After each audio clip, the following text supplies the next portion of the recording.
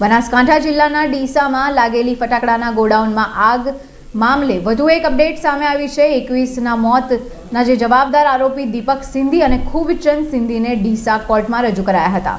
પોલીસે આરોપીઓના રિમાન્ડ માટેની જે માંગણી કરી હતી એ પિતા પુત્ર પર સાબરકાંઠા જિલ્લામાં કેટલાય વેપારીઓને હોલસેલ અને રિટેલ ફટાકડા આપવા બાબતે છેતરપિંડી કરાઈ છે તેના પણ આરોપ લાગ્યા છે।